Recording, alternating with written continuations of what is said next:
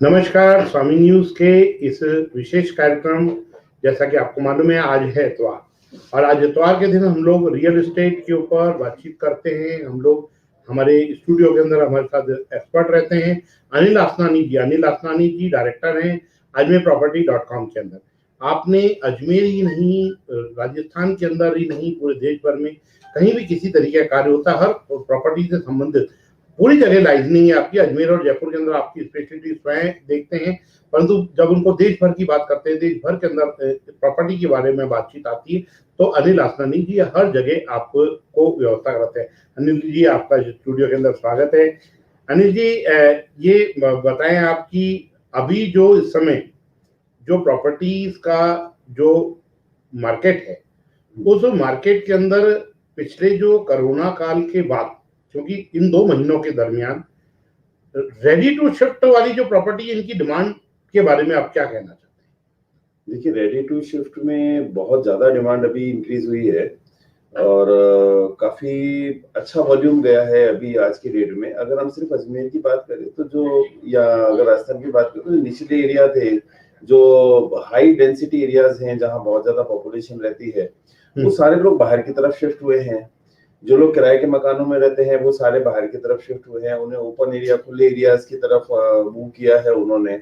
और अभी गवर्नमेंट की होम लोन की रेट्स भी काफी डाउन है और शायद एवर लो रेट्स पर चल रहा है 6.95 पर। तो ऐसी कंडीशंस में रेडी टू मूव के लिए लोगों का रुझान एकदम बढ़ा है, क्योंकि कई तो जैसे किराए के मकानों में थे तो वो भी काफी दुखी रहे। एक तरीके से वो अनटचेबल वाली स्थिति रही उनकी लैंडलॉर्ड के साथ, और लैंडलॉर्ड ओनर्स को भी, जो प्रेमिसेस ओनर्स हैं उनको भी डर रहा कि कहीं उनकी वजह से हमें कोरोना ना हो जाए। तो ऐसी कंडीशंस में उन्होंने भी काफी प्रॉब्लम्स क्रिएट करी और इसके चलते हर किराएदार का ये रहा कि मुझे रेडी टू शिफ्ट या रेडी टू मूव प्रॉपर्टी में शिफ्ट हो जाना चाहिए। इसी प्रकार जो एनआरआई से इंडिया शिफ्ट हो रहे हैं वो भी खुले खुले एरियाज में जा रहे हैं। पहले अजमेर एक क्लोज सिटी था, ऐसा लोग चार दीवारी के अंदर रहते थे अपना सिटी एरियाज के अंदर काफी। सो अब वो लोग बाहर की तरफ मूव हो रहे हैं। अंदर एक तो कमर्शियल हो गया है, पूरा एरिया कमर्शियल हो गया है, तो लोगों को रेडी टू मूव प्रॉपर्टी में अपना बाहर की तरफ निकल के अपने घर बना रहे हैं खुले एरिया में, ताकि क्योंकि जो अभी लॉकडाउन लगा तो लोगों की हालत बड़ी खराब रही लॉकडाउन के चलते। उन्हें सिटी एरिया में सांस लेना भी दूभर हो गया, प्लस कर्फ्यू टाइप का माहौल था, घर से आप निकल नहीं सकते थे, तो उन्हें बहुत सारी प्रॉब्लम्स फेस करनी पड़ी। ग्रीन एरियाज रहते हैं, खुले ओपन एरियाज रहते हैं, तो उनको थोड़ा सा रहने में इजी भी रहता है। तो इस सब चीजों को देखते हुए लोगों का रेडी टू शिफ्ट वाली, रेडी टू मूव वाली प्रॉपर्टीज में काफी इंटरेस्ट बना है लोगों का।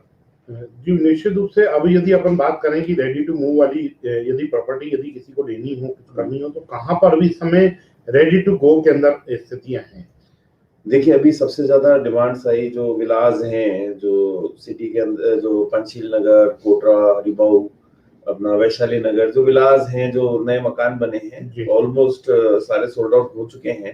रेडी टू शिफ्ट वाली कंडीशंस के बहुत कम विलास बचे हैं। इसके अलावा अगर हम फ्लैट्स की बात करें तो अपना जैसे पंचशील नगर में और कोटरा में और जो हरिबाऊ में फ्लैट्स बने हुए हैं वहाँ काफी डिमांड आई है, काफी तेजी भी आई है और काफी डिमांड भी आई है। और लोगों के मन मुताबिक अब इन्वेंट्री मिलना वहां मुश्किल हो रहा है, क्योंकि ऑलमोस्ट जो अच्छी इन्वेंट्री थी सारी सोल्ड आउट हो चुकी है। इसके अलावा रेडी टू शिफ्ट में जैसे अभी कुछ पंचशील के फ्लैट्स हैं, अपना फ्लोरेंस हो गया, इधर अपना शिव अपार्टमेंट्स हो गए, या और भी जो फ्लैट्स हैं उनमें काफी अच्छी डिमांड रही है। पैरासाइट्स में भी अभी काफी कुछ सेल हुआ है। सो फ्लैट्स की तरफ काफी लोगों का रुझान बढ़ा है, लोगों ने काफी फ्लैट्स लिए हैं। ये फ्लैट्स की अपनी फैसिलिटीज हैं, अपनी सुविधाएं हैं, तो लोगों का काफी उस तरफ काफी इंटरेस्ट रहा है, काफी लोग उस तरफ मूव हुए।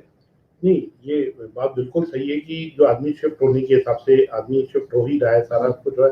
परंतु मुझे एक चीज बताओ कि जो रेडी टू मूव वाली जो प्रॉपर्टी होती है, जैसे आप बता रहे हैं कि जैसे जो रेडी है, और कुछ जैसे ऐसे प्रोजेक्ट हैं जो रेडी होने के बाद उसमें बिकते हैं, तो जो पहले परचेज करने में या प्रॉपर्टी के अंदर बुक कराने में उसके लिए ज्यादा फैसिलिटी रहती है, या जो रेडी टू मूव वाली जो स्थिति होती है उसके अंदर उसके लिए बेनिफिट है? देखिए, अगर आपकी इमरजेंसी है तो आप रेडी टू मूव में जाएं। अगर आपके इमरजेंसी नहीं है तो आप उनको प्रेफर करें तो अंडर कंस्ट्रक्शन है। उसके पीछे एक बहुत बड़ा बेनिफिट बताता हूँ। अभी जिन लोगों को हमने फ्लैट्स बेचे तो उन्होंने चूंकि बाहर का तो फ्रेमवर्क ऑलमोस्ट फिक्स होता है जी। अंदर आप दीवारों में आप किसी को ड्राइंग रूम बड़ा चाहिए, किसी को एंट्रेंस पर ही अपना एक वॉश बेसिन चाहिए, एक अलग से गेट चाहिए अपना ताकि सर्वेंट आके अलग से अपना एंट्री ले सके, या अंदर के वॉल्स में किसी को बड़ा कमरा चाहिए, बड़ा ड्राइंग रूम चाहिए, ओपन किचन चाहिए। तो ऐसी प्रॉपर्टीज जो अंडर कंस्ट्रक्शन होती हैं उसमें आप बिल्डर को रिक्वेस्ट करके आप मन मुताबिक आप उनको ले सकते हैं और उसको बना सकते हैं। तो उसमें आप अपना आराम से उसको ठीक अपना अपने हिसाब से उसको बना सकते हैं, वॉल्स अपने हिसाब से उसको बना सकते हैं, विंडोज अपने हिसाब से निकाली जा सकती हैं। तो काफी पॉसिबिलिटीज हैं उसमें जी। तो मेरा तो यही मानना है कि आप अगर आप अंडर कंस्ट्रक्शन प्रॉपर्टीज लेंगे, जैसे अभी हम लोग ये आप सामने देख रहे हैं, ये अपना जनाना हॉस्पिटल के पास में है, ड्रीम होम्स है जी। तो ड्रीम होम्स में काफी डिमांड रही है अभी। इसके अलावा जैसे रंगोली आशियाना है पंचशील नगर में 120 फीट सड़क पर फुली फर्निश्ड फ्लैट है, उनकी भी काफी डिमांड रही है। तो ये उसके पीछे यही है कि जिन लोगों ने भी लिया है तो वो अंदर का अपना उसकी वॉल्स में चेंज करा सकते हैं, अपना किसी मनपसंद आर्किटेक्ट के मुताबिक उसमें चेंजेस कर रहे हैं जी। तो मैं आपसे यही जानना चाह रहा था कि जो पिछले जो महीनों के अंदर जैसे आप सारी चीज बता रहे थे, इसी में मैं ये पूछा कि यदि व्यापार की दृष्टिकोण से हम लोग देखें तो करीबन कितने रुपए का व्यापार इन प्रॉपर्टीज के अंदर पिछले 2 महीने के दरमियान हुआ? अगर ओवरऑल कैलकुलेट किया जाए तो 100 से 150 करोड़ के आसपास मेरा ऐसा आइडिया है कि इतना व्यापार अभी रिसेंट में कोरोना टाइम में हुआ है जी। और ये डे बाय डे बढ़ ही रहा है क्योंकि सोना चांदी में एवर हाई पर है वो लोग। आपको अपना आपको जैसे आपने 76,000 पे अपने चांदी को देख ही लिया, 56 गोल्ड ने टच किया। तो ये सारी चीजों को देखते हुए साफ नजर आता है कि लोगों का रुझान सारा रियल एस्टेट की तरफ बढ़ा है। जिनके पास एक प्रॉपर्टी उन्होंने इन्वेस्टमेंट के तौर पे दूसरी प्रॉपर्टी ली है, और जो तेजी हमने 2008 के अंदर देखी थी वो तेजी अब हम वापस अभी इस समय देख पा रहे हैं। बहुत ज्यादा डिमांड है और जिनके पास किराए के मकान थे वो ले रहे हैं, एनआरआईज की परचेजिंग है, ऑफिसेज परचेज हो रहे हैं, कमर्शियल स्पेसेस परचेज हो रहे हैं, वेयर हाउसिंग में अच्छी खासी परचेजिंग हो रही है, डिमांड भी अकॉर्डिंग बढ़ रही है। तो फ्लैट्स में, प्लॉट्स में हर जगह तेजी है। कहीं ऐसा जो हमें लगा था कि शायद मंदी का दौर इसको इम्पैक्ट करेगा, बट ऐसा कुछ भी नहीं है। और अभी सिंगल इन्वेस्टमेंट ऐसा है जिस पर लोगों का फेथ बढ़ा है, वो है रियल एस्टेट। हर छोटी से 5 लाख रुपए से लेकर 5 करोड़ तक की परचेसिंग लोग बहुत इजीली कर रहे हैं और उनका इंटरेस्ट बना है इस तरफ। एक अभी हमारे दर्शक हैं वो संजू शर्मा जी हैं, वो जानना चाह रहे हैं कि एनआरआई के लिए आने से क्या प्रॉपर्टी के रेट्स इंक्रीज होंगे? बिल्कुल होंगे। एनआरआईज के आने से रेट्स तो इंक्रीज होने ही होने हैं। रीजन ये है कि एक तो बहुत ज्यादा नेगोशिएट नहीं करते, उन्हें उनके मन मुताबिक चीज चाहिए रहती है और वो लोग शॉर्ट टर्म के प्रॉफिट्स को देखकर नहीं चलते हैं। उन लोग का मन में यही रहता है कि कैसे भी करके इसमें हमें रिटर्न्स मिले। तो रिटर्न्स न भी मिले तो मतलब कम से कम आज की चीज अच्छी है तो कम से कम 2 साल 3 साल 4 साल के बाद आपको काफी अच्छा बेनिफिट हो सकता है। तो एनआरआईज का इंटरेस्ट तो बहुत ही ज्यादा अभी रेज हुआ है। धीरे धीरे जैसे ये वंदे भारत मिशन के तहत फ्लाइट्स आ रही हैं, लोगों की परचेजिंग बढ़ी है। और अगर अभी आप गवर्नमेंट ऑक्शंस को भी देखें तो गवर्नमेंट ऑक्शंस 120-130% जो मार्केट कीमत है उससे ऊपर गवर्नमेंट ऑक्शन हो रहे हैं। तो सभी तरीके के जो गवर्नमेंट एम्प्लॉइज हैं, एनआरआईज हैं, सब तरफ से बाइंग में काफी ज्यादा डिमांड बढ़ रही है। और अभी जैसे जैसे फ्लाइट्स खुलेंगी, अभी अक्टूबर नवंबर से फ्लाइट्स खुलेंगी, मार्केट ओपन होगा तो एकदम से काफी डिमांड आ जाएगी, काफी एकदम से रेट्स को पीक मिलेगा आपके हिसाब से।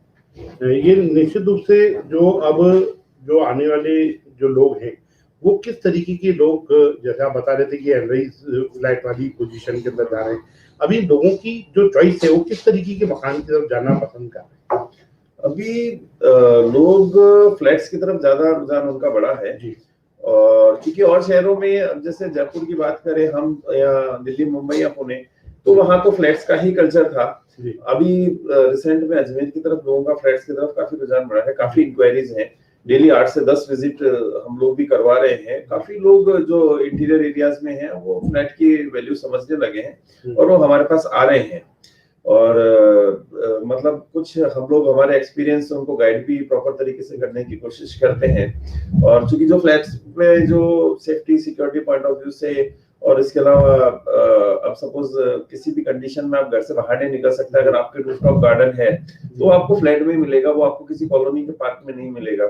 इसके अलावा इन हाउस जिम हो गया, अपनी और फैसिलिटीज हो गई, जॉगिंग ट्रैक हो गई, ये सब अगर आपके प्रीवियस आपके जो वॉल के अंदर है तो ये आपके लिए बहुत बेनिफिट है कि किसी भी कंडीशन में, चूंकि अब ये पहली बार ऐसा कोरोना की वजह से नहीं हुआ, हो सकता है कोरोना का इम्पैक्ट साल 2 साल 3 साल रहे, हो सकता है 1-2 बार लॉकडाउन फिर लगे। बिल्कुल सही। अभी वैक्सीन आई है, बट आप 100% ये नहीं कह सकते कि वैक्सीन आने के ऊपर एकदम तुरंतता से तो कोई वैक्सीन लग नहीं जाएगी और सारी वैक्सीन और उसके बाद उसके साइड इफेक्ट्स की गारंटी नहीं ले सकते आप जी। हो सकता है उनके जिन्होंने वैक्सीन लगे, हो सकता है उसका कोई दूसरा साइड इफेक्ट हो, तो ऐसी कंडीशन में कभी फिर लॉकडाउन की कंडीशन आती है, तो ऐसी स्थिति में लोगों को लगता है कि अगर हम लोग फ्लैट्स में रहते हैं तो ज्यादा कंफर्टेबल रहते हैं।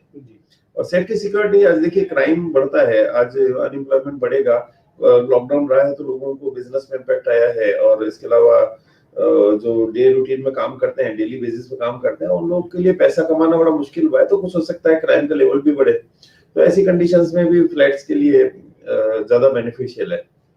हमारे पास प्रश्न और आया है, आपका जानना चाह रहे हैं कि 9 नंबर पेट्रोल पर घर लेना 50 लाख रुपए तक का, यदि 9 नंबर के आसपास यदि पेट्रोल पर घर लेना है 50 लाख रुपए तक। देखिए वहां पर अगर 9 नंबर की बात करते हैं तो प्रॉपर 9 नंबर तो एक तरीके से कमर्शियल एरिया है। इसके आसपास माली समाज के कुछ एरियाज हैं, जैसे श्रृंगार चौरी, या इस लोकेशन में अगर आप लेना चाहें, या आप अगर जैसा बैरीगंज, भजनगंज में लेना चाहें, तो यहाँ पर थोड़े पुराने में लेकिन अच्छे ऑप्शंस अवेलेबल हैं। अगर आप आदर्श नगर में जाएंगे तो बहुत कॉस्टली पड़ेगा, और थोड़ा सस्ता बजट में आपको अच्छे खुले 40 से 100 फुट रोड पर आप दुलाबाटा की तरफ मूव करें, 500 मीटर दूरी पर ही है, तो वहां पे आपको आराम से ऑप्शंस मिल जाएंगे।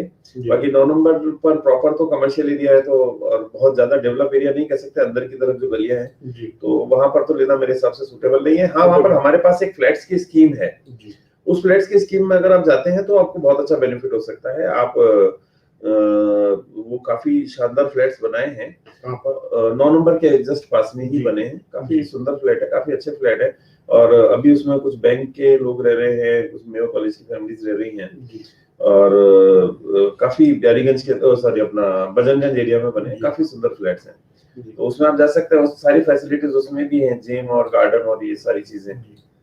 एक प्रश्न और है, आप लिख रहे हैं कि हमेशा गोल्ड सुख के फ्लैट के अधिक गए हैं, कैसा वापस कंपनी से, कैसे पैसा ले कंपनी से? देखिए ये प्रोजेक्ट टोटली फ्लॉप शो हो चुका है, ये गोल्ड सुख अब गोल्ड दुख हो चुका है।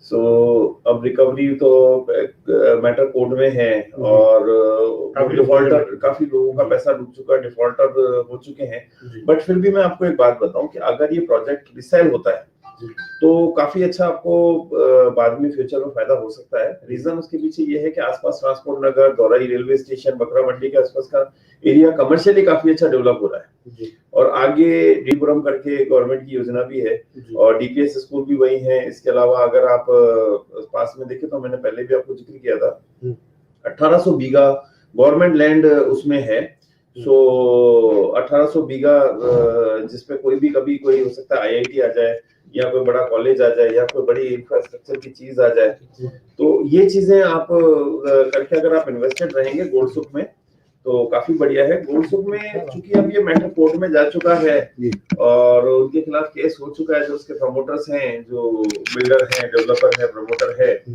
तो और करेरा में भी काफी सारी उनकी कंप्लेंट्स गई हैं, करीब 46 कंप्लेंट मेरे हिसाब से रेरा के अंदर उनके खिलाफ हैं जी। तो जब ये सबके साथ सॉल्व होगा तो आपका भी पैसा मिलेगा, और पैसा न भी लेवे तो ये फ्लैट्स आगे पीछे जो भी कोई इसको उठाता है तो उसको काफी बेनिफिट रहेगा जी इन फ्यूचर। ये निश्चित रूप से आप ये चीज सही बता रहे हैं कि इन सब चीजों के हिसाब से रहता है, परंतु यदि अपन करें कि जो भी आदमी का जो कल्चर है, जो कल्चर अभी जो नया कल्चर आ रहा है, इसमें आदमी जो प्रॉपर्टी लेना चाह रहा है या जो प्रॉपर्टी लेता है, वो सारी की सारी प्रॉपर्टी बेसिकली आदमी चाहता है कि प्रदूषण फ्री इलाके के अंदर हो, या वहाँ पे पर्यावरण का सब कुछ चीज हो। इस और लोगों का जो अट्रैक्शन बढ़ रहा है, इसके बारे में आपका क्या मानना है? देखिए, एक चीज सबसे पहले तो ये है कि जो चलता आ रहा था लोग अब उसको नहीं चलने देना चाहते। जी, जो 2 रूम में रहते थे वो 3 रूम में जाना चाहते हैं, जो जिनके पास 3 रूम है वो साथ में एक सर्वेंट क्वार्टर चाहते हैं, वो जी, चाहते हैं हमारे सर्वेंट की एंट्री अलग से हो। जी, 2 दरवाजे हो जहां से एक दरवाजे से सर्वेंट अपना आए, अपना किचन का काम करे और जी, चली जाए। इसके अलावा अगर 24 आवर सर्वेंट है तो वो उसके रहने के लिए अलग से व्यवस्था हो, डायरेक्ट एक्सेस नहीं हो। जी, दूसरी बात, कई लोगों ने ऐसा भी किया है कि घर में एंट्री अलग हो और मेहमानों के लिए एंट्री अलग हो। जी, इसके अलावा जैसा वॉश बेसिन अपना एंट्री पॉइंट पे आजकल मैंने काफी नोटिस किया कि लोग अपना वॉश बेसिन बना रहे हैं एंट्री जी, पॉइंट पे। अच्छा, डोर बैक में कपड़े चेंज करने की जगह बना रहे हैं एंट्री गेट पर। जी, जी, ये भी हम लोगों ने बहुत ऑब्जर्व किया है कि हम लोगों ने सिस्टम को पूरा चेंज किया, क्योंकि ऑब्वियसली वो कहीं किसी कोरोना इन्फेक्टेड पर्सन के टच में आया और ऐसा सीधा घर में चला जाए तो इन्फेक्शन फैलने का डर रहता है। सही। तो एक वॉश बेसिन एरिया हो ताकि वो अपना हाथ धो सके। एक इसके अलावा जैसा डोर बैग हो जिसमें पीछे अपने कपड़े टांग के फिर वो अपना अपने हिसाब से अंदर जा सके, ताकि अगर सपोज इन्फेक्टेड आदमी के टच में आया हो तो उसके कपड़े बाहर ही रह जाए।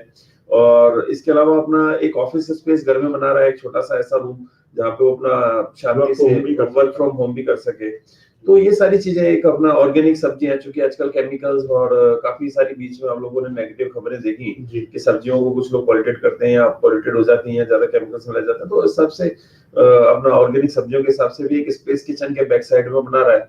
जी, तो ये सारी चीजों को देखते हुए लगता है कि आदमी को थोड़ा खुला वातावरण चाहिए।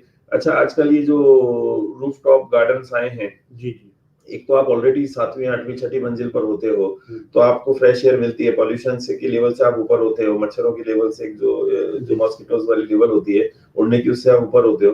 फिर एक गार्डन लगा हुआ होता है तो एक अच्छी ताजी हवा आपको मिलती है। फ्रेश। तो आज की तारीख में लोग उस तरफ ज्यादा प्रेफर कर रहे हैं। एक प्रश्न और है, अर्जुन सिंह जी राजावत हैं, वो कह रहे हैं कि मदार में सस्ते प्लॉट मिल रहे हैं, नई प्लॉटिंग है, लेना ठीक रहेगा क्या? नहीं, मैं तो एडवाइस नहीं करता सर, मैं किसी भी कंडीशन में मदार की तरफ अभी आपको एडवाइस नहीं करूंगा। रीजन यही है कि हम लोग उधर जो लास्ट और पास्ट एप्रिसिएशंस रहे हैं वो हमारे देखे हुए हैं, तो वहाँ अजमेर में सारा अजमेर स्मार्ट सिटी की तरफ मूव हो रहा था, लेकिन ये एरिया थोड़ा सा डलनेस रही। तो अप टू एमडी कॉलोनी या उसके आगे एचबी नगर है जी, या लास्ट जेपी नगर तक आप जाते हैं तो ठीक है। इसके अलावा प्राइवेट प्लॉटिंग में मेरा थोड़ा सा कम फेथ है। दूसरी बात, वहाँ लिटिगेशंस बहुत हैं, हर जमीन में डिस्प्यूट्स हैं, केस हैं, लीगल प्रॉब्लम्स हैं। तो आप गारंटी नहीं दे सकते कि आज जो आप प्रॉपर्टी ले रहे हैं हो सकता है 6 महीने साल भर बाद उसमें कोई लिटिगेशन निकल जाए, कोई कोर्ट केस आ जाए, कोई स्टे हो जाए। तो ये सारी चीजों को देखते हुए मैं तो आपको पर्सनली सजेस्ट करूंगा कि प्राइवेट प्लॉटिंग मदार की तरफ थोड़ा सा अवॉइड करें। और अगर आपको पैसा इन्वेस्ट करना है तो चूंकि आप मदार में ले रहे हैं तो आप 10-15-20 लाख रुपए का बजट बना के चल रहे हैं, तो उसके बजाय जैसे ये ड्रीम होम्स या रंगोली या इस टाइप की स्कीम्स में जाए, कम से कम 10-12 हजार आपको रेंटल मिल जाएगा, आपके रहने में काम आ सकता है। तो आप इस तरफ ज्यादा अगर आप इन्वेस्ट ही करना है छोटे बजट में तो लोनेबल भी है। अब उधर बाजार के लिए तो मैं पर्सनली आपको कभी सजेस्ट नहीं करूंगा। जी। एक हमारे दर्शक और हैं, वो लिख रहे हैं कि मेरा घर उतार घसेटी में, मुझे शिफ्ट करना है, बजट कम है, लोन भी लूंगा तो कहाँ लूं और सलाह दें। देखिए, आपके लिए मैं फिर वही बात करूंगा कि सिटी के एरियाज के जो लोग हैं वो सब अब बाहर की तरफ मूव हो रहे वो हैं। शिफ्ट कर रहे हैं, वो शिफ्ट करने की बात है, वो घर उनका है घसेटी में, जी, उनको शिफ्ट करना है, मतलब उनको चेंज करके बाहर जाना है। तो फिर फ्लैट्स आप बजट फ्लैट कम के है, आप बजट कम है तो आप लोन भी ऑब्वियसली लेना चूंकि चाहते हैं। लैंड आप लेंगे, लैंड के बाद आप कंस्ट्रक्शन का बजट बनाएंगे, आप आर्किटेक्ट हायर करेंगे, आप एनओसीज अप्रूवल्स और कई चीजों के लिए जाएंगे, तो आपसे ये हो नहीं पाएगा। तो आप बेटर है आप फ्लैट्स की तरफ मूव करें। फ्लैट्स में भी जैसे अगर चूंकि जैसा पंचशील वाला रंगोली आशियाना, चूंकि और जगह कई सारे फ्लैट्स हैं, सब कुछ है, but Rangoli Ashiana is much better option क्योंकि वो 120 फीट सड़क पर है। पंचशील नगर फुली डेवलप्ड है, मॉल मल्टीप्लेक्स सारे डेवलपमेंट वहीं है, तो आप उसको जा सकते हो। और सेकंड चॉइस में आप जनाना वाले को भी रख सकते हो। जनाना इज आल्सो वेरी गुड। जनाना तो नो डाउट अपना अच्छी जगह है ही, और वहां तो डेवलप हो ही रहा है, वहां भी सड़कें काफी चौड़ी हो रही है। तो आप इन दोनों जगह पर ही आप परचेज करें। और कुछ चीजों में पोजीशन अभी जैसे नेक्स्ट ईयर है तो तब तक आप अपना सेटअप बैठा सकते हैं। आप अपना गुरुतार सिटी वाला मकान सेल करना चाहें या जब तक आप अपने बच्चों के एडमिशंस वगैरह वो सारा उस तरफ करा सकते हैं, तो अकॉर्डिंगली आपको भी 6-8 महीने का समय लगेगा। तो तब तक आप इन दोनों जगह प्रोजेक्ट में जा सकते हैं। अमित जी, मेरी आपको सलाह है, एक बार आप 9462101010 पे आप एक बार इस कार्यक्रम के बाद में या कल जैसे भी आपको सहूलत मिलती है, एक बार आप बातचीत कर लें। निश्चित रूप से आपको जो भी इसके संदर्भ में जो चीजें जानकारी लेना चाहते हैं वो जानकारी लें। परंतु मैं आपको एक प्रश्न को मैं बहुत अच्छे ढंग से पूछ रहा हूँ कि यदि होम लोन यदि आदमी को लेना हो तो न्यूनतम ब्याज दर कितनी होती है? देखिए, पहले एक स्ट्रेट रेट हुआ करती थी, अब रेट्स चेंज हो गई हैं। रेट्स डिपेंड करता है आपकी आप सैलरीड हैं, आप बिजनेस में हैं, आप महिला हैं, या आपका सिविल कैसा है। सिविल स्कोर 750 प्लस है, और अगर आप सैलरीड हैं तो आपको 6.95 पे मिल जाता है। अगर आप बिजनेस में हैं तो अप टू 7.45। अभी 4-5 तरह के इन्होंने सेगमेंट्स बना दिए हैं नॉर्मली, मतलब 6 पॉइंट समथिंग से लेके 6.9 तक है। आप यदि आप लेना चाहते हैं तो उन सब चीज हो जाए। और किस्त आपका ऑलमोस्ट 898 रुपीज से स्टार्ट होके 1938 तक समथिंग तक है, अलग अलग है। 15 साल पर 898 है, तो 1187 समथिंग आपका 10 साल पर आता है।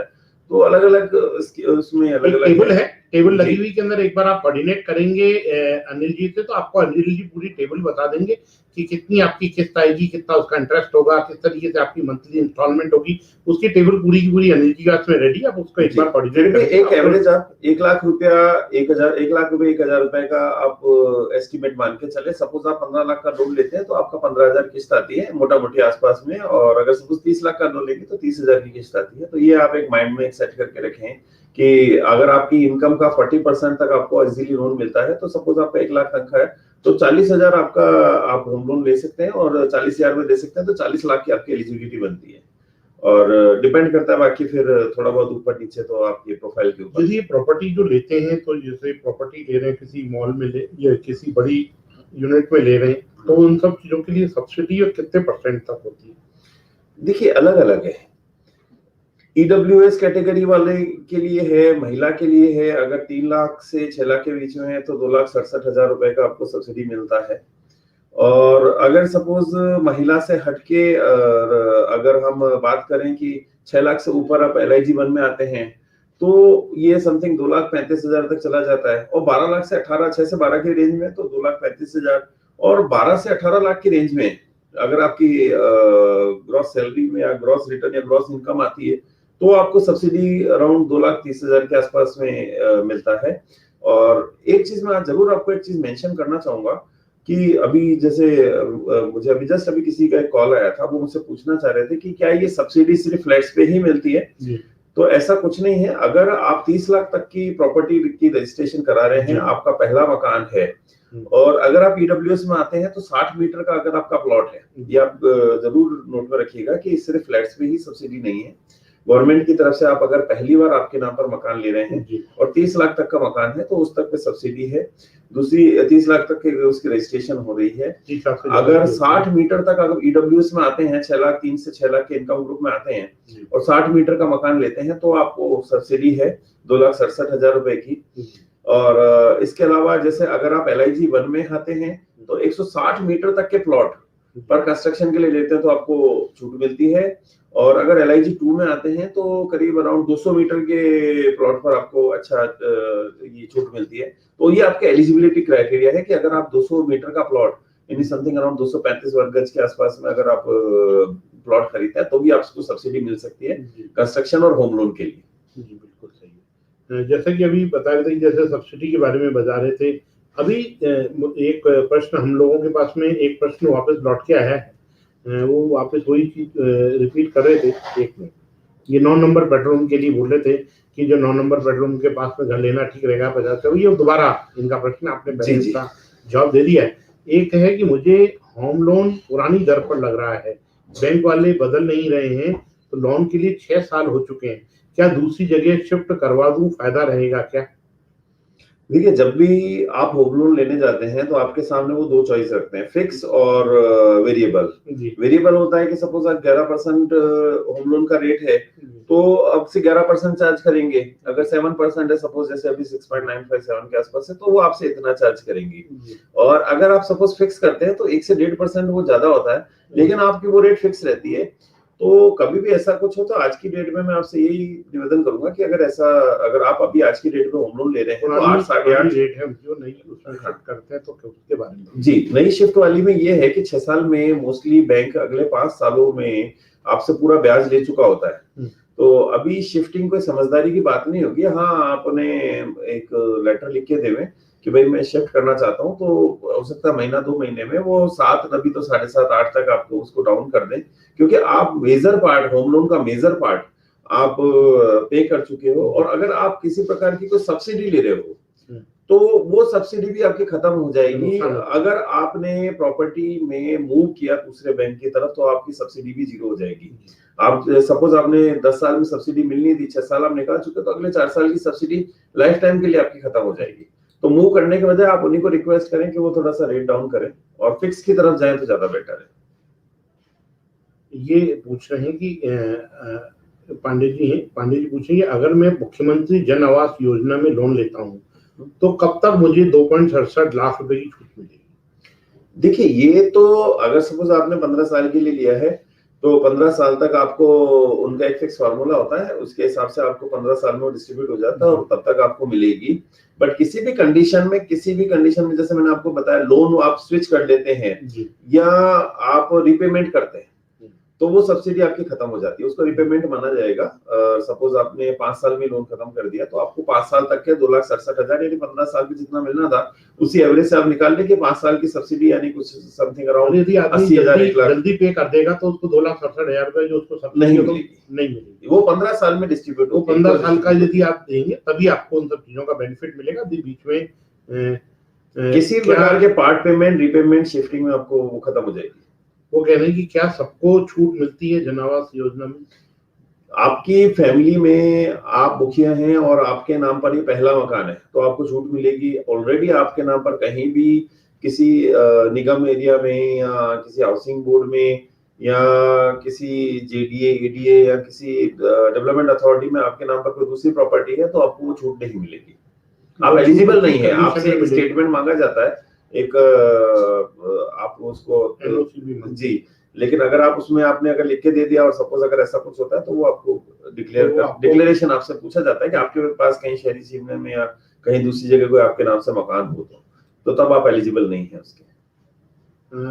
ये देवेंद्र शर्मा जी कह रहे हैं, पूछ रहे हैं कि what are the challenge in the real estate segment of the developer and builder? देखिए, सबसे बड़ा तो डेवलपर के साथ जो प्रॉब्लम है लिटिगेशंस, पहले ही वो एनओसीज, अप्रूवल्स, इनमें कई सारी जगहों से वो गुजरता हुआ आता है, उसको 40 प्रकार के अप्रूवल्स लेने पड़ते हैं, एनओसीज लानी पड़ती हैं। तो उनके लिए सबसे बड़ा प्रॉब्लम तो यही होता है कि वो अप्रूवल्स लाने में ही उसको 6-8 महीने, साल भर का टाइम लग जाता है किसी भी डेवलपर को। तो उन लोगों के लिए चैलेंज तो बहुत ही बड़ा है। और दूसरा चैलेंज ये कोरोना टाइम में जो पेमेंट्स उनके रुक गए तो वैसे भी है, वो भी उनके लिए एक चैलेंजिंग टाइम है। तीसरी, प्रोजेक्ट की कॉस्ट बढ़ गई। प्रोजेक्ट की कॉस्ट बढ़ने से चूंकि पेमेंट डिलेज हुए तो अभी चलो रेरा ने उनको 6 महीने का एक्सटेंशन दे दिया। और इसके अलावा नॉर्मली डेवलपर के साथ सबसे बड़ी चीज आती है कि इंडिया में 16 to 30% जो लैंड है उस पर किसी न किसी प्रकार का लीगल केस है। तो और आपको ये सबसे ज्यादा आपको इन प्रोजेक्ट वाली लैंड्स में ये मिलेगा। तो सबसे बड़ा क्लियर टाइटल लैंड मिलना, फिर उसके बाद उसके 40 प्रकार के अप्रूवल लाना, फिर उसके बाद प्रोजेक्ट की कॉस्ट बढ़ जाना, और जैसे कोरोना की वजह से ऐसा कुछ भी हुआ, प्लस इसके अलावा दुनिया भर के टैक्स, सर्विस टैक्स हो गए, दुनिया जान की चीजें हो गई, जीएसटी हो गया। अब पहले 4.5 एवरेज हम लोग इंडिया का मानते थे कि 4.5% सर्विस टैक्स लगता था, गवर्नमेंट का टैक्स की वजह से अभी वो 12% जीएसटी लगने लग गया। तो ऐसी सब चीजों के चलते हुए आप अगर देखें तो चूंकि पार्टी और डेवलपर दोनों को काफी कॉस्टली पड़ता है। आज हम लोग कोई भी मकान, कोई भी प्रॉपर्टी लेते हैं तो आप एक नोटिस करिएगा चीज कि उसमें आपका रजिस्ट्रेशन और आजकल ये जो सरचार्ज लगा है अभी, तो 8.8 समथिंग तो आपका रजिस्ट्री में लग जाता है, और जो ऊपर का स्टाफ का खर्चा अलग है, जो अंदर आपको चार्जेस देने पड़ते हैं स्टैम्प ड्यूटी के अलावा, तो 8.8% तो आपका वो लग गया। इसके अलावा जीएसटी लग गया। ये सारी चीजें मिला के एक्स्ट्रा में, इसके अलावा रजिस्ट्रेशन, स्टाम्प, रजिस्ट्रेशन, जीएसटी, सब मिला के आपको 20% कॉस्ट आपको ऊपर पड़ती है। तो ये डेवलपर के लिए चैलेंज है कि उसको मार्केट में कम्पीट भी करना है, सर्विस भी बेटर देनी है, पैसा भी उसको पूरा चुकाना है। फिर रेरा की तरफ से अभी वो बाउंड है कि वो एक प्रोजेक्ट का पैसा दूसरे प्रोजेक्ट में नहीं लगा सकता। तो इससे उसके ऊपर काफी प्रेशर है, और उसको गवर्नमेंट के रूल्स रेगुलेशंस भी फॉलो करने हैं और सारी चीजें सिस्टम से चलानी है। तो बेचारे डेवलपर के लिए इजी नहीं है अभी बिजनेस कर पाना या कुछ चीज को डेवलप कर पाना या प्रोजेक्ट बना पाना। योगेश सांकला जी कह रहे हैं बेसिकली क्वेश्चन उनका थोड़ा अधूरा है, परंतु मैं उसके पीछे आपके दो क्वेश्चन में पूछ लेता हूँ कि कौन सी बैंक से चल रहा है, कौन सी बैंक इस समय सबसे बेस्ट रहेगी जहां पर लोन, होम लोन वगैरह बिल्कुल आसानी से मिल जाते हैं, किसी तरीके से दिक्कत नहीं आती, वहाँ का स्टाफ ऑपरेट करता है, ऐसी कौन सी बैंक अजमेर के अंदर का? देखिए, आरबीआई की गाइडलाइन को सारे बैंक फॉलो करते हैं, बट मेरा थोड़ा प्रेफरेंस नेशनलाइज की तरफ ज्यादा रहता है। प्राइवेट में कुछ सिलेक्टेड बैंक एचडीएफसी आईसीआई तो नो डाउट बेस्ट हैं ही, और बैंक कोई से भी हो, एक कैटेगरी के हो, गवर्नमेंट हो चाहे प्राइवेट हो, और कोशिश करके आप क्षेत्रीय बैंकों से न लेवें। और जो कुछ आपको, कई लोग आपको ये दावा करते हैं कि हम, आप हमें इतना पैसा दीजिए, हम आपका लोन करा देंगे, उनको अवॉइड करें। बाकी सारे बैंक आरबीआई की गाइडलाइन को फॉलो करते हैं, जिसका जहां अपना सर्विस अच्छी मिलती हो तो वहां से ले सकता है। ऐसा कुछ भी नहीं कि आप स्पेशली पर्टिकुलर एसबीआई या एचडीएफसी में ही जाएं या आईसीआईसीआई में ही जाएं या पीएनबी में ही जाएं। और अभी तो काफी मर्जर के बाद काफी सर्विसेज भी अच्छी होगी, बैंक्स भी कम हो गए हैं, तो आपका जहां सेविंग अकाउंट हो, जहां आपके मैनेजर से अच्छी लाइजनिंग हो, तो वो कोऑपरेट करते हैं और आप वहां जा सकते हैं। अर्जुन सिंह जी को आपका जो जवाब है वो मिल गया, और उन्होंने धन्यवाद आपको दिया है। उन्होंने जो सलाह मांगी थी उसमें आपको आपने बहुत अच्छे तरीकों की बात है। योगेश सांकला जी हैं, वो कह रहे हैं कि मुझे 12 लाख रुपए तक का घर लेना है, कहाँ मिल जाएगा? देखिए, 12 लाख में तो आप अजमेर की लैंड की कॉस्ट देखते हुए आज मिनिमम 12,000 से शुरू होती है और 20,000, 30,000, 40,000 तक लैंड कॉस्ट चली गई है। तो ऐसी कंडीशन में आप प्रेफर करें कि आप फ्लैट की तरफ जाएं, और उसमें आपको रेंटल अच्छा मिल जाता है। और अगर आप खुद रहते हैं तो इस बजट में हम आपको 2 BHK, चाहे आप जनाना की तरफ बोलें चाहे आप पंचशील की तरफ बोलें, 2 BHK हम आपको अवेलेबल करा सकते हैं, तो आप फ्लैट्स की तरफ मूव करें। एक हमारे दर्शक और हैं, वो शर्मा जी कोमल हैं, वो पूछें कि मुख्यमंत्री वाले फ्लैटों में कितना किराया लगता है? किराया लगता नहीं, किराया मिलता है। किराया मिलता है। पहले तो आपको ये बता दें कि बेसिकली मुख्यमंत्री फ्लैट जो आप यदि लेना चाह रहे हैं तो वो आपको आपके नाम से प्रॉपर्टी हो जाएगी, वो आपकी की प्रॉपर्टी, उसमें किराया नहीं देना है, उसकी इंस्टॉलमेंट देनी है आपको। जो आपकी मंथली इंस्टॉलमेंट जो तय होगी, जो आपकी आमदनी के हिसाब से जो आपकी इंस्टॉलमेंट होगी, वो आमदनी वाली इंस्टॉलमेंट आपको सब चीजों के अंदर मिलेगी। हाँ, बाकी किराया मिलने की बात है तो अगर पंचशील नगर में आप 3 BHK अगर आपके पास फ्लैट रहता है तो आपको आराम से 12,000 रुपए आपको मंथली रेंटल आ सकता है। और जनाना, चूंकि वहां पे भी 2 यूनिवर्सिटी और 5 कॉलेज हैं, अभी भी काफी निजामुद्दीन में भी वो भी आ रहा है अजमेर की तरफ, वहीं जनाना की तरफ और भी बड़े कॉलेजेस कुछ आ रहे हैं। डीपीएस ऑलरेडी वहां आ चुका है स्कूल में, तो अच्छे स्कूल कॉलेज उस तरफ आ रहे हैं, तो वहां भी 10-11 हजार आपको आराम से रेंटल मिल सकता है। और ऐसा कुछ होता है तो हम, चूंकि आप हमसे फ्लैट लेते हैं तो साथ में हम आपको एश्योर्ड करते हैं कि अगर आप इनकेस अगर रेंटल इनकम चाहते हैं तो हम आपको वो भी अवेलेबल, वो भी उसके हिसाब से हम करवा के देते हैं। अजय जी हैं, वो कह रहे हैं कि हेलो सर, मैं प्राइवेट जॉब में खुद का घर लेना चाहता हूँ, फ्लैट या प्लॉट में बेस्ट ऑप्शन क्या रहेगा, प्लीज बताएं। देखिए, आप चूंकि अब लो बजट में ही जाएं, आप फ्लैट को ही प्रेफर करें, क्योंकि आप चूंकि प्राइवेट जॉब में हैं तो चूंकि सारी चीजों को देखते हुए कभी आप पर लोड ना पड़े, और भी काफी फ्यूचर में प्राइवेट का भविष्य अभी दिख रहा है यहाँ से, तो आप बेटर फ्लैट की तरफ प्रेफर करें। और फ्लैट सबसे बेस्ट ऑप्शन है। फ्लैट में आपको हमेशा अच्छी हवा भी अच्छी मिलेगी, पॉल्यूशन फ्री रहेगा, टेंशन फ्री रहेंगे, सिक्योरिटी सेफ्टी वाइज भी ओके है, तो आप फ्लैट की तरफ ही प्रेफर करें। और कम बजट वाले फ्लैट में आपको अच्छा वो मिल जाएगा। और चूंकि आज की तारीख में आपको बहुत बड़े सेगमेंट में 40, 50, 60 लाख के फ्लैट में डिपेंड करता है, बट अगर आप छोटे फ्लैट में चाहें तो 21-22 लाख रुपए में हम लोग जैसे फर्निश 21.5 लाख रुपए में दे रहे हैं, तो आप अभी जा सकते हो। जो भी बाजार में जो अभी स्थिर जो कीमतों में जो स्थिरनेस आई है, तो इस स्थिरनेस की वजह से बाजार की जो बाजार में अभी समय जो उठाव है, उसका क्या कारण, क्या मानते हैं?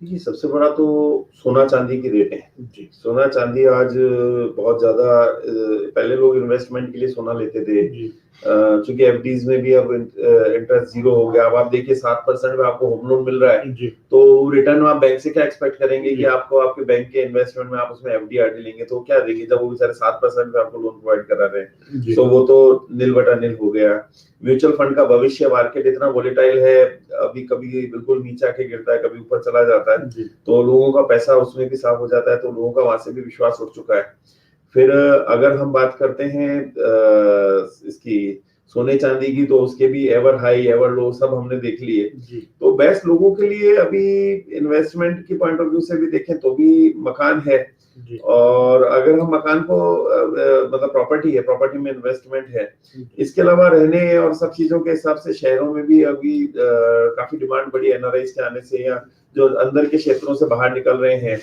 या अपना जो गलियों के अंदर रहते हैं वो उन गलियों के अंदर जो रहते हैं उनके लिए भी बाहर निकलने के लिए किराएदारों के लिए तो वो सारी चीजें देखते हुए तो मतलब अभी स्थिर में काफी डिमांड बढ़ी है जी मैं जो अभी जैसे हमारे एक दर्शक हैं वो एक प्रश्न बहुत ही अच्छा प्रश्न है मैं भी उसके बारे में आपसे बातचीत करना चाह रहा था ये पूछ रहे हैं कि पहली बार यदि आदमी मकान खरीदता है तो उस मकान खरीदते समय उसको किस किस चीज का ध्यान देना होता है देखिए 4 चीजों पे मेरा फोकस रहता है इसमें पहला हम लोग भी किसी को मकान दिलाते हैं तो हम बहुत चीजों को ध्यान रखते हैं जी सबसे पहले तो लीगल का किसी प्रकार की कंप्लायंस नहीं हो जी कोई डॉक्यूमेंट मिसिंग नहीं हो हर तरीके से आपका डॉक्यूमेंट मिसिंग नहीं हो दूसरा पेपर्स पूरे हो प्रॉपर्टी लोनेबल हो जी अगर आपकी प्रॉपर्टी लोनेबल है तो दैट मींस मान के चलिए कि बैंक ने उसके पीछे पहले अपनी सर्च निकाली होगी तो दैट मींस पेपर्स ओके हैं जी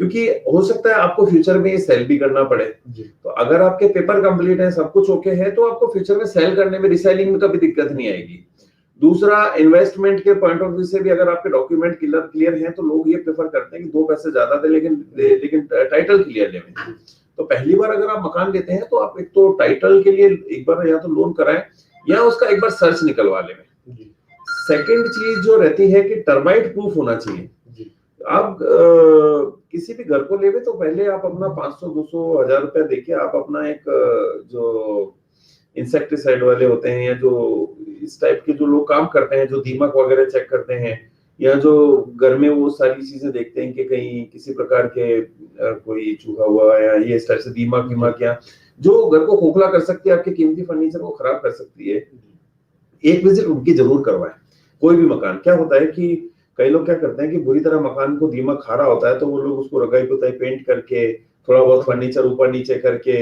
और अपना लकड़ी का फर्नीचर हटा के उसकी जगह लोहे की अलमारी है स्टील की अलमारी कैसा भी जो भी एल्यूमिनियम जो भी लगा के वो बेच देते हैं उस टाइम बाद आप पाते हैं कि आपने काफी आपका जो कीमती फर्नीचर था सोफा था या अलमारी थी ड्रॉर्स थे जिन पे या वार्डरोब्स है उन पर दीमक लग गई तो एक तो लोनेबल प्रॉपर्टी हो दूसरा दीमक वगैरह का ध्यान रखें तीसरी बात एक बार उसकी छत पर जाए आगे पीछे कोई नाला तो नहीं है आसपास कोई पॉल्यूशन वाली कोई फैक्ट्री इंडस्ट्री कोई केमिकल प्लांट हो कोई किसी प्रकार का कोई ऐसी चीज हो जो केमिकल प्लांट जिससे पॉल्यूशन निकलता हो या कभी कोई हाईली रिस्क एरिया हो दूसरी सोसाइटी आसपास की कैसे यूं तो नहीं कि फ्यूचर में आपके लिए वहां रहना रिस्की हो जाए तो आप सोसाइटी पे जरूर से जरूर फोकस करें वहां की तो ये सारी चीजें दूसरी एक चीज और है आप ये पता लगाने की कोशिश करें कि पिछली बार ये मकान कितने में बिका था जी क्या यूं तो नहीं कि आप ले रहे हैं लेकिन वहां रिस्क रिटर्न रेशियो 0 हो आप मालूम पड़े कि उसको तो कुछ नहीं मिला उससे पिछले वाले को भी कुछ नहीं मिला और आपने इन्वेस्टमेंट रहने के लिए ले लिया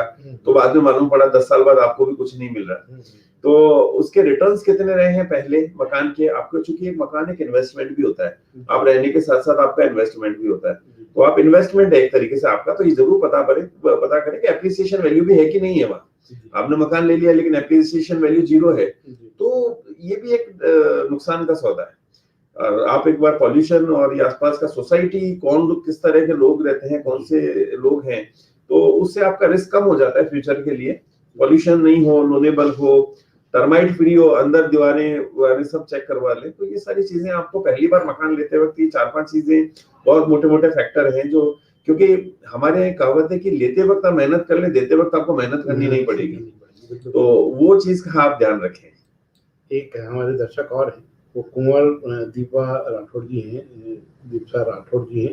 वो कह रहे हैं, मेरे पास में एक मकान है, क्या मैं फ्लैट खरीद सकता हूँ क्या? सब्सिडी नहीं मिलेगी, फ्लैट तो आप बिल्कुल ले सकते हैं एक नाम, और आप चाहें तो वाइफ के नाम पे ले लें या किसी और के नाम पर ले लें। जी और चूंकि मकान भी आपके निगम क्षेत्र का है, हाउसिंग बोर्ड का है, या वैसे गवर्नमेंट की तरफ से आपको 2 मकान अलाउ हैं, जी बट आप सब्सिडी सिर्फ एक मकान के ऊपर ही है। चूंकि वैसे एक नाम से 2 मकान गवर्नमेंट की तरफ से अलाउ है, तो आप ले सकते हैं। तो ऐसा कोई दिक्कत नहीं है, आप 2 मकान लीजिए, दूसरा भी लीजिए। आप ये सब्सिडी की उम्मीद ना करें, अनटिल अनलेस एग्रीकल्चर लैंड हो तो ठीक है, वरना आप जो ये 2,67,000 वाला जो गवर्नमेंट का सब्सिडी है, ये इसकी आप उम्मीद ना करें, बाकी आप फ्लैट बिल्कुल ले सकते हैं।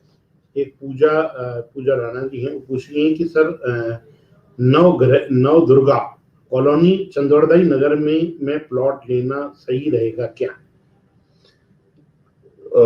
जैसे मैंने आपको बताया, आप टाइटल जरूर चेक कराएं, 500 रुपए आप वकील को देवें, आप उसका टाइटल जरूर चेक कराएं। नवदुर्गा कॉलोनी ठीक है, और चंद्रमादाई अपनी हिसाब से देखा जाए तो काफी अच्छा डेवलप हो रहा है। आसपास जवाहर की नाड़ी है, चंद्र नगर है, ये काफी अच्छा डेंस इन पॉपुलेशन से बढ़ चुके हैं। तो आप नवदुर्गा कॉलोनी में ले सकते हो, ऐसे कहीं कोई तकलीफ नहीं है। चंद्रमादाई अच्छा पीसफुल एरिया है और अच्छा डेवलपमेंट है वहाँ पे। रेटों में बहुत ज्यादा वोलेटाइल नहीं है, आप बहुत ज्यादा जितनी तेजी आनी थी वो आ चुकी है वहां पे, तो अभी बहुत ज्यादा फ्यूचर में बढ़ने की चांस नहीं है। अगर आप रेजिडेंस पॉइंट ऑफ व्यू से ले रहे हैं तो आप बिल्कुल वहां ले सकते हैं। एक वो थैंक्स दिया आपने अजहर को, जो आपने जो सजेशन दिया उनको, उस चीज के लिए उन्होंने धन्यवाद दिया है। ये है अपने चारू जी हैं, ये पूछे 21 लाख रुपए का फ्लैट का लोकेशन कहाँ के लिए सही रहेगा? अभी जो आपने बोली, जो 21 लाख रुपए तक की, देखिए, जो 21,50,000 में हम लोग फुली फर्निश्ड दे रहे हैं, उसमें आपका fixtures, furniture, sofa, dining table, bed सब इंक्लूड है। 3 BHK है, 866 स्क्वायर फीट का है, पंचशील 120 फुट सड़क पर बैरूवाड़ा चौराहा उसके पास में है। और मार्च 2022 में हम इसका पोजीशन लेंगे।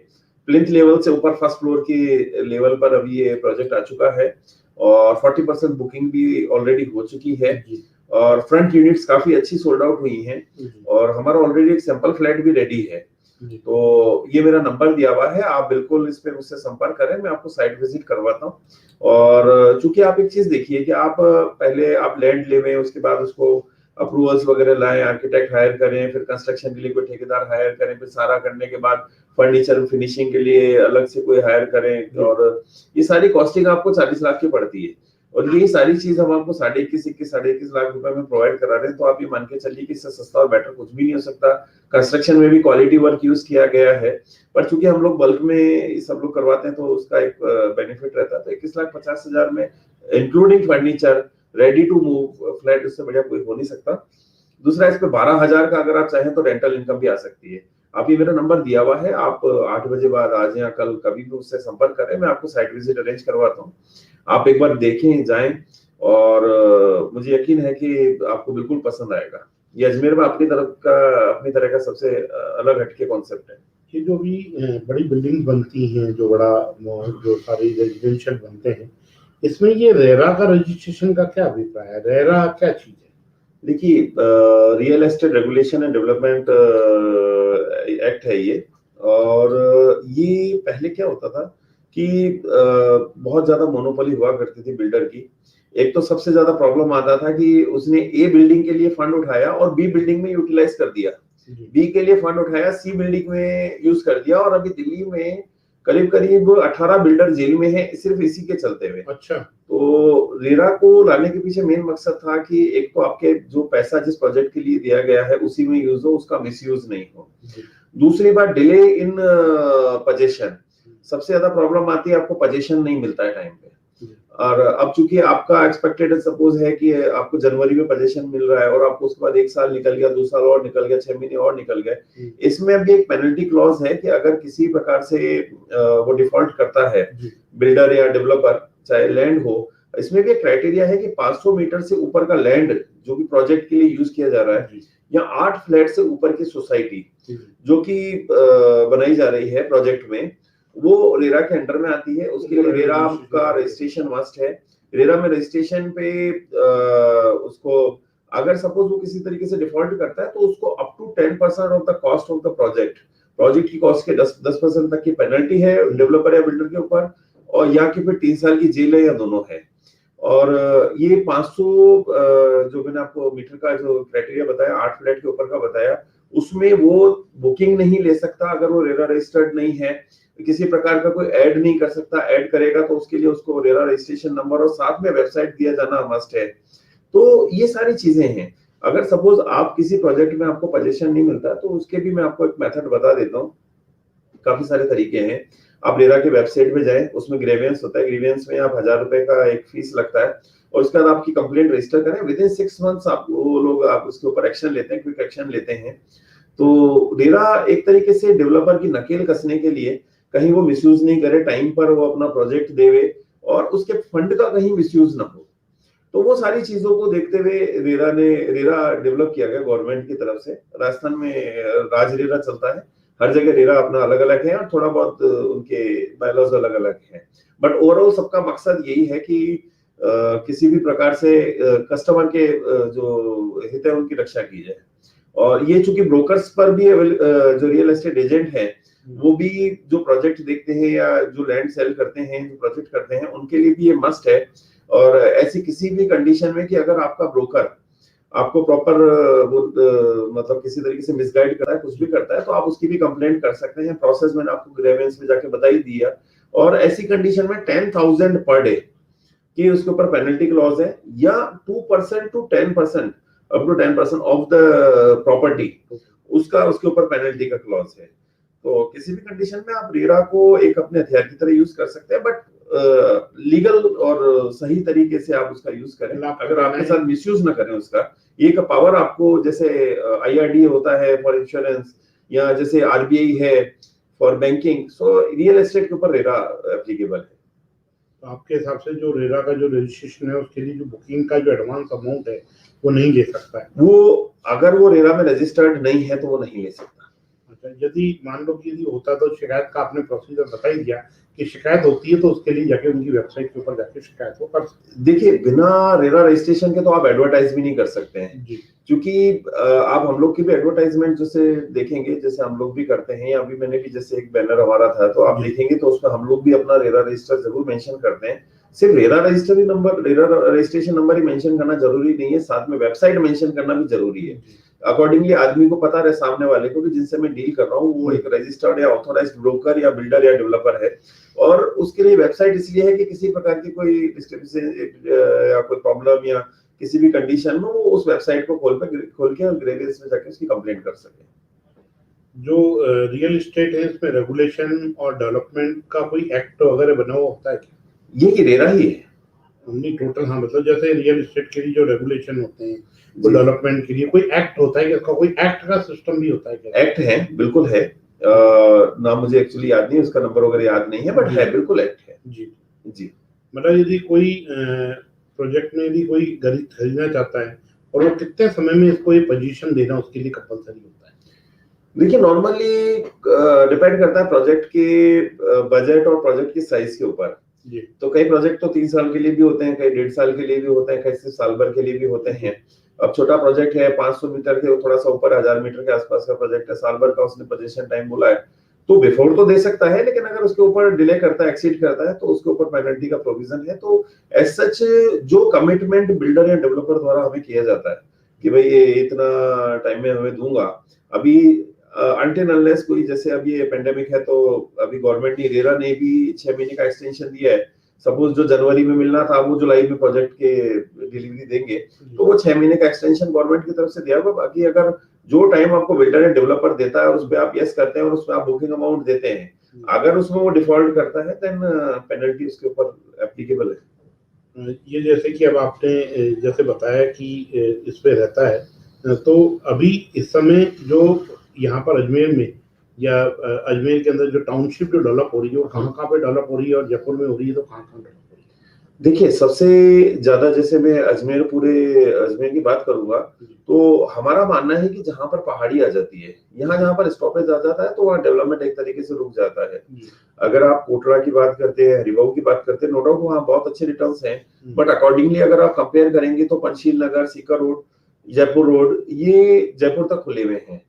आप ध्यान रखिएगा, देखिएगा कि जितना भी एरिया जो आगे की तरफ चलता हुआ रोड था, खुला हुआ था, जैसे आप दिल्ली के आगे गुड़गांव देखिए या जयपुर के आगे आप अजमेर रोड देखिए, तो ये सबसे ज्यादा डेवलप वही हो जाता है। वैशाली नगर था, एक एक्सटेंशन में था, अजमेर तक खुला हुआ था। जयपुर का वैशाली नगर आज नंबर 1 पर है और बनी पार्क को भी बीट करते हुए वैशाली नगर आगे है। तो कोई भी रोड जो आगे तक खुला हुआ है, वो रोड पर इन्वेस्टमेंट कभी भी नुकसान नहीं होता है। आगे से आगे नई कॉलोनीज आती हैं, पुरानी कॉलोनी डेवलप होती हैं, तो डिमांड बढ़ती है, सारी चीजें हैं।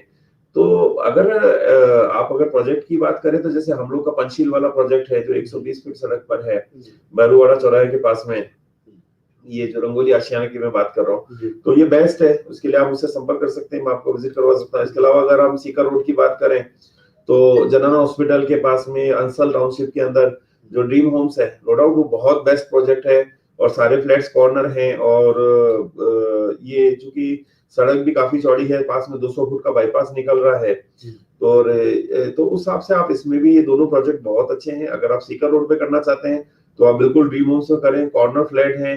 कहीं और जो जो दूसरे प्रोजेक्ट है वहाँ अंधेरा रहता है गैलरी एरिया में आसपास के, तो वो प्रॉब्लम इसमें नहीं है। आसपास के दूसरे प्रोजेक्ट से सारी चीजों को सॉर्ट आउट करते हुए, उनकी प्रॉब्लम्स को देखते हुए ही वो सारी चीजों का इस प्रोजेक्ट में सॉल्यूशन किया गया है। अच्छा, आगे से आगे जो नए प्रोजेक्ट आ रहे हैं वो पुराने प्रोजेक्ट की गलतियों को सुधार होते हैं।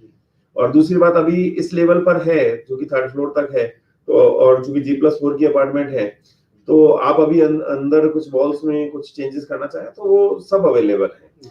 तो रेडी टू मूव तो ठीक है, लेकिन अब रेडी टू मूव से ज्यादा बेटर मेरा मानना है कि जो अंडर कंस्ट्रक्शन प्रोजेक्ट है, अंडर कंस्ट्रक्शन में मैंने आपको बता ही दिया कि पुराने वाले का सार होता है कि पुराने वाले प्रोजेक्ट में जिन लोगों ने गलतियां करी वो उसमें सुधारी जाती हैं। और इसके अलावा वॉल्स में चेंजेस किए जा सकते हैं, कुछ उसको रिक्वेस्ट की जा सकती है, थोड़ा अपने हिसाब से उसको डेवलप किया जा सकता है और नया प्रोजेक्ट आएगा, नई चीजें लेके आएगा। जी, ये योगेश शुक्ला जी ये कह रहे हैं कि 12 लाख रुपए तक का घर लेना है, कहाँ लेना चाहिए?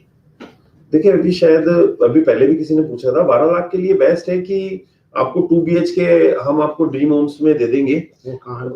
ये जनाना हॉस्पिटल के बिल्कुल बगल में है, 200 फुट नया बाईपास निकला है, सीकर रोड पर है और यहाँ से बस स्टैंड से मात्र 9 किलोमीटर की दूरी पर है और खुला रोड है, बिल्कुल खुली हवा है, आसपास सारे कॉलेज यूनिवर्सिटी हैं, पुष्कर रोड के नजदीक है। तो आप बेटर है कि आप जनाना पर जो ड्रीम होम्स है आप उसी को प्रेफर करें। उसके लिए आप मुझसे संपर्क कर सकते हैं, आप हमारे पास रजिस्ट्रेशन करवा दें, आपके कंफर्ट के हिसाब से हम आपको विजिट करवा देंगे। जैसे आप मकान के बारे में आप बताते हैं कि भाई मकान बनाने में इस तरीके की परेशानियां आती हैं, भाई बनाने के लिए सीमेंट भी लेनी पड़ेगी, ठेकेदार को भी लेना पड़ेगा, ऐसे सब चीजों को लेना पड़ेगा। परंतु फ्लैट लेने के फायदे क्या क्या हैं? फ्लैट लेने से आदमी को क्या क्या चीज की सेफ्टी होती है?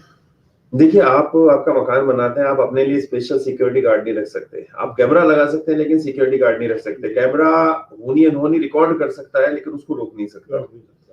तो सबसे पहला फ्लैट का फायदा यही है कि आपके बुजुर्ग माँ बाप हैं या आपके घर में कोई जो जो कैपेबल नहीं है, छोटे बच्चे हैं, उनके लिए सेफ्टी सिक्योरिटी मस्ट है, तो उसके हिसाब से आप इसमें जा सकते हैं। दूसरी बात, आप अपने घर पे जरूरी नहीं कि आप छत पर गार्डन लगा दें, आप अपने लिए पर्सनलाइज जिम बनाएं या अपने लिए पर्सनलाइज वॉकिंग ट्रैक बनाएं, तो वो सारी चीजें, एक पार्किंग हो आपके घर में, जो आपका प्लॉट हो सकता है छोटा हो, आपको पार्किंग ना मिले, बाहर खड़ी करनी पड़े, ये सारी फैसिलिटीज आपको जो फ्लैट में मिल सकती है वो आपको कभी भी घर में नहीं मिल सकती।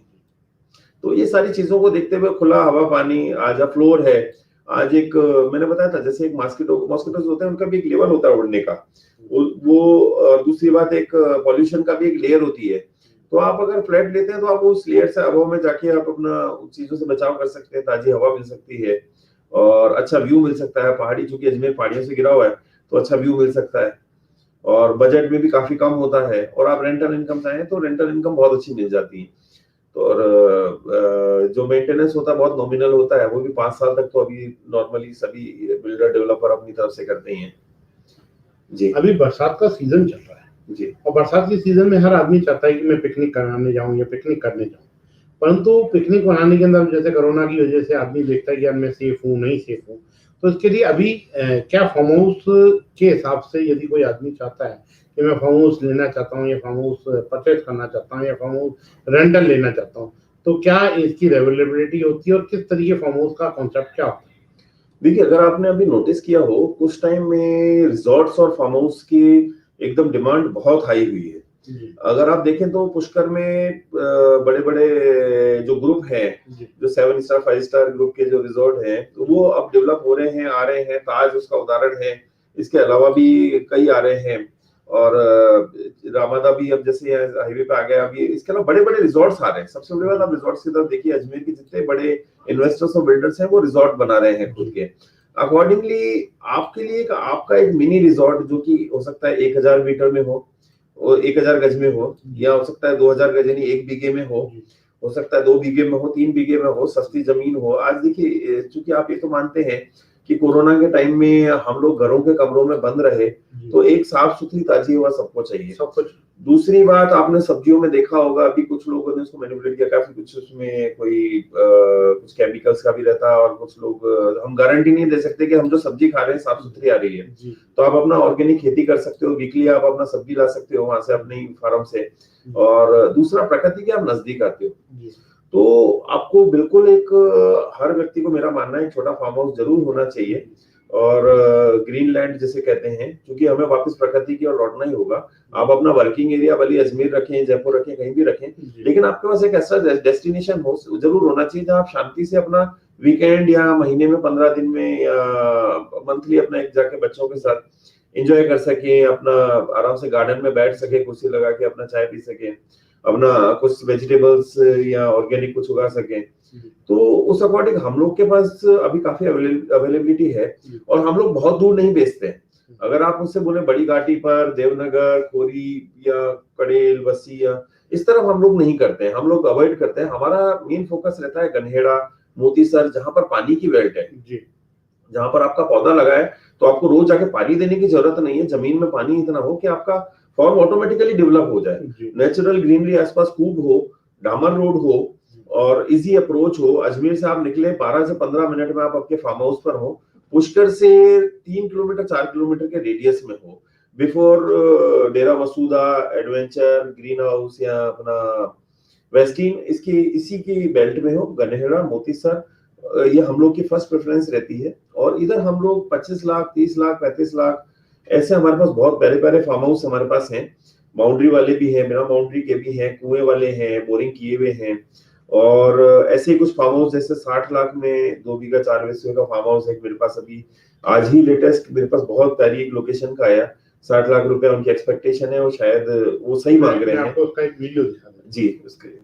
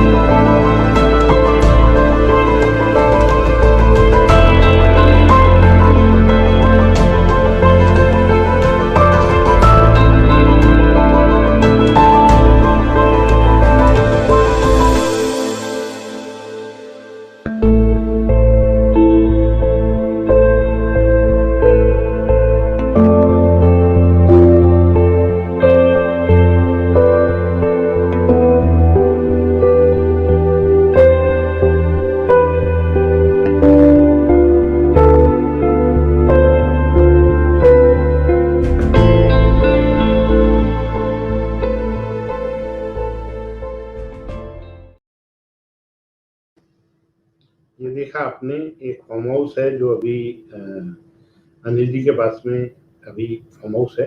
मैं आपसे पूछना चाहूँगा, जैसे तो बहुत बड़ा फार्म हाउस है, निश्चित रूप से बड़ा रिसॉर्ट और बड़े उसके हिसाब से पर्पज से है, कोई भी किसी को छोटा फार्म हाउस चाहिए हो तो भी अवेलेबिलिटी मिलती है क्या आपके पास? जी 25 से 30 लाख रुपया बीघा तक में हमारे पास अच्छे फार्म हाउस, जिसमें काफी अच्छे अपना केरुंदे और जामुन आम लगे हुए, पेड़ पौधे लगे हुए और अच्छी पानी वाली बेल्ट जिसमें पानी की कभी कोई कमी नहीं आती, 100-150 फुट के ऊपर पानी मिल जाता है अंतराल पे और नेचुरल ग्रीनरी वाले एरियाज में हमारे पास काफी अच्छे। और ब्रह्मा मंदिर से अगर आप वॉकिंग डिस्टेंस पे मान लीजिए 1-2 किलोमीटर 3 किलोमीटर की रेंज में 25-30 लाख में, मिनिमम 25-30 लाख में, ऊपर में जितना जाएंगे तो उतना अच्छी चीज मिलेगी। डामर रोड पे हमारे पास काफी ऑप्शन अवेलेबल है, 1 बीघा, 1.25 बीघा, 1.5 बीघा और 2 बीघा, 2.5, 5 बीघा, हर तरह की रेंज में हमारे पास अवेलेबल है अच्छे फ्रंट के साथ। यदि देखिए आपको किसी भी तरीके की आपको जमीन खरीदनी हो, आपको मकान खरीदना हो, आपको दुकान खरीदनी हो, आप बेचना चाहती हो, आप रेंट पे लेना चाहती हो, रेंट पे देना चाहती हो, तो आप प्रॉपर्टी का नक्शा, प्रॉपर्टी की फोटो, प्रॉपर्टी की साइज, प्रॉपर्टी की डिटेल, प्रॉपर्टी की कीमत और गूगल लोकेशन 9462101010 पे आप भेज दें। निश्चित रूप से आपको अनिल जी पूरा सहयोग करेंगे आपकी प्रॉपर्टी बेचने में, आपको प्रॉपर्टी खरीदने में। आपके साथ में हमेशा अनिल जी इन सब चीजों के लिए हमेशा तैयार रहते हैं। आज हमारे आप स्टूडियो के अंदर आए, लोगों की बहुत सारी जो जिज्ञासाएं थी उन जिज्ञासाओं को आपने पूरा करने का प्रयास किया। आपका बहुत बहुत धन्यवाद अनिल जी। अगले सप्ताह इसी कार्यक्रम के अंदर हम वापस अनिल जी के साथ मिलेंगे, परंतु हमारे कार्यक्रम जो चल रहे हैं उन कार्यक्रम को देखते रहिए। हमने एक नया प्रोग्राम चालू किया, जनता की अदालत, जो सुबह 12 बजे का कार्यक्रम है, जिसमें अजमेर के स्थानीय पार्षदों को हम लोग मिलवा रहे हैं। उस कार्यक्रम को भी आप रोजाना 12 बजे देखें। कल हम ये कार्यक्रम नहीं दिखाएंगे, परंतु परसों 1 तारीख से लगातार ये कार्यक्रम चालू रहेगा। तब तक के लिए दीजिए आ गया, प्रोमो देखिए और बाकी हमको दीजिए इजाजत। धन्यवाद।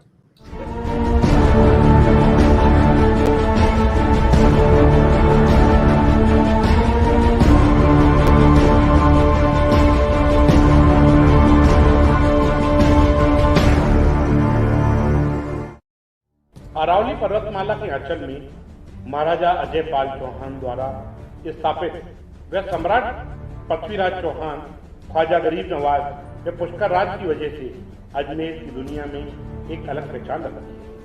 अजमेर चौहान दिल्ली के सुल्तान, मेवाड़ के सिसोदिया, मुगल राजा, मारवाड़ के राठौर, ग्वालियर घराने के सिंधिया सहित ब्रिटिश सरकार व अन्य ने यहाँ पर राज किया। आजादी के बाद भी अजमेर एक अलग राज्य था, परंतु 1956 में राजस्थान में विलीन कर दिया गया। 1956 से पहले यहाँ पर एक अपनी खुद की विधानसभा हुआ करती थी। अजमेर में वैसे तो सांसद, विधायक रहे हैं, परंतु अजमेर नगर निगम की बात करें तो पहले नगर पालिका व नगर परिषद था। अंग्रेजों के समय में भी 1866 से यहाँ पर अध्यक्ष के रूप में प्रशासक रहे हैं। आजादी से के बाद भी यहाँ पर प्रशासक रहे। 1953 और 1954, 1961, 1969 तक और 1973 से लेकर 1990 तक यहाँ पर प्रशासक रहे हैं। 1990 के बाद यहाँ पर लगातार चुने हुए प्रतिनिधि ही आए हैं। 1990 के बाद अब पहला समय आए जब अजमेर के अंदर प्रशासक लगाए। कोरोना की वजह से अभी चुनाव होने में देरी है। जन प्रतिनिधियों का समय भी पूरा हो गया है और उन्हें अपनी जनता के बीच में जाकर अपने 5 वर्षों का हिसाब भी देना होगा। हमने इन्हीं बातों को ध्यान रखते हुए एक विशेष कार्यक्रम चालू किया है, जनता की अदालत, जिसमें हम महापौर, उप महापौर व क्षेत्रीय पार्षदों से रूबरू कराएंगे तथा जानेंगे कि उन्होंने अपने क्षेत्र में क्या विकास के कार्य किए। इस कार्यक्रम के अंदर हम लोग लोगों से जोड़कर प्रश्न भी पूछेंगे जिससे वो अपने जवाब दे सकें।